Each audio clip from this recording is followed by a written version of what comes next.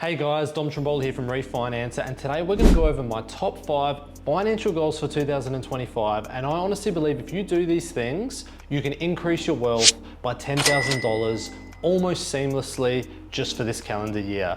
So let's get right into it.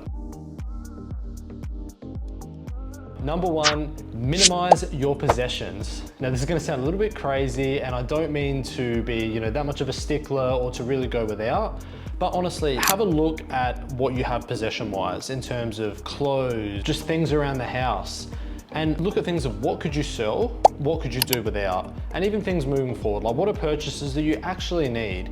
And the reason why I say this is to save money in generating sales or just to not spend money, but it's actually for clarity. It's for peace of mind and minimalization. If your mind is cluttered and you're seeing millions of things all over the house and in your car, in your office, or whatever it is, it's gonna be harder for you to be efficient and harder for you to actually make positive steps in your life.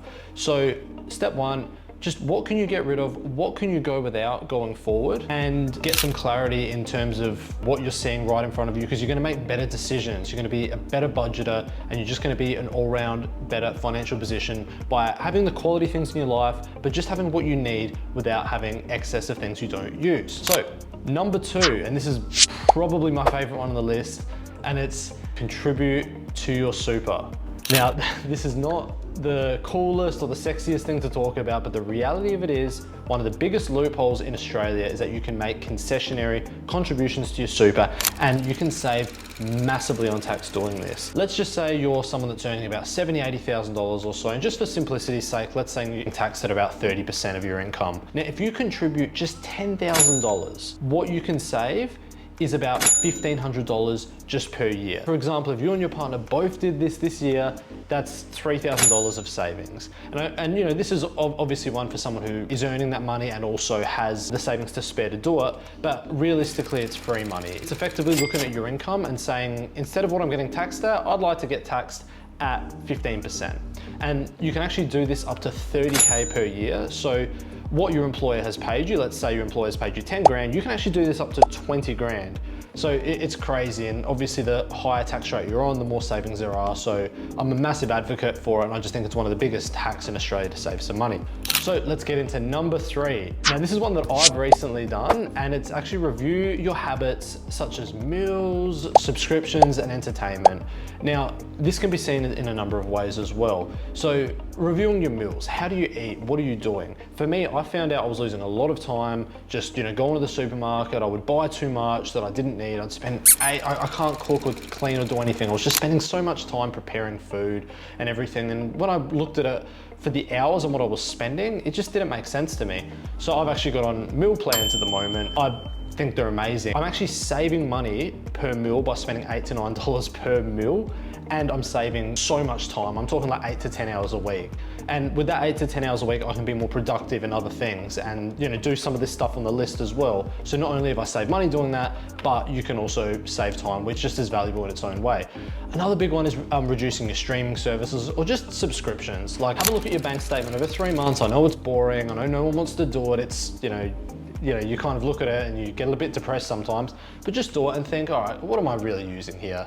Do I need 4 streaming services? I haven't reviewed my electricity in 4 years. It's likely, just little things like that. And the last one is, this is probably the easiest thing to say, but the hardest to do, but just review some of your entertainment things. I still have clients that are smokers that do a pack a week. That's $50 a week.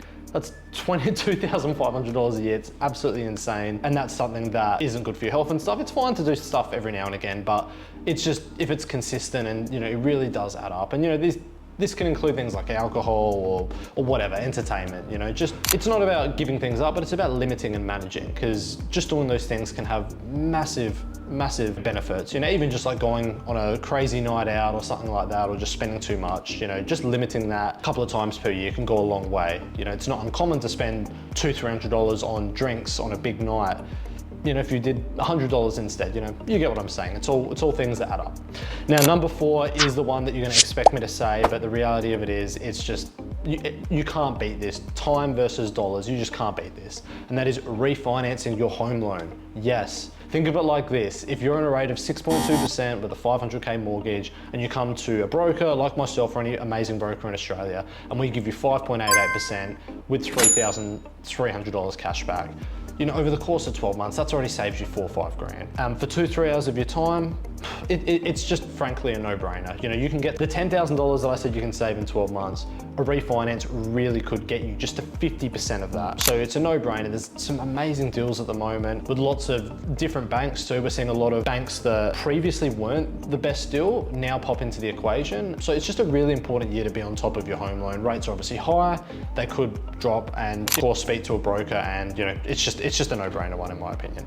Now, number 5, and this is probably the most complicated one, and I'm gonna preface this with, obviously this is not any financial advice or anything, but consider investing in some stable long assets. I'm talking things like gold, silver, the ASX or the S&P, which is the American or the Australian stock market. These are just really good, stable things to put your money into. The returns on these things over the short, medium, and long term, well, the long term is good, the medium term is good, and the short is obviously up and down. It can be fantastic. There might be a bad year, but you don't put money into these things thinking, oh, I need to make in 12 months. You just think, you know what, let's put a bit of money into that, have some exposure. It's all about building an asset portfolio, and it's about just kind of having that security, knowing your money is working for you. And if you look at it over a long-term point of view with different assets, the risk is really, really low. And another cool concept of how people are doing this lately is dollar cost averaging. Now, what that's doing is it's effectively putting money periodically in these assets, whether it be weekly, monthly, and it's just about doing it every week or every month and not thinking about it. And the idea is that you would invest in every month or every week, so there would be a few bad ones or a few bad months, but you would also get the few best weeks and the best months. It's a really cool concept a lot of people are doing, and it's just it takes the guesswork and the luck out of it generally. And it's just, yeah, it's a great way to put your money. And you know, for example, the money you save on 1, 2, 3, and 4, you could put a little bit in investments like that. All right, guys, so that's my top 5 financial goal savers for 2025. I think they're all super easy, and myself, one of my brokers, can provide you guidance on really any of these tips. Obviously, the refinancing one is a no-brainer that we can help you out, but we'd love to provide you guidance on any of the above. So stay tuned, like, comment, subscribe on the video. There's gonna be lots more videos like this, and if you have any questions, feel free to ask as well. I'd love to provide any insight, or if I can help, I'd love to share some thoughts on it, and hopefully this video has provided you some value.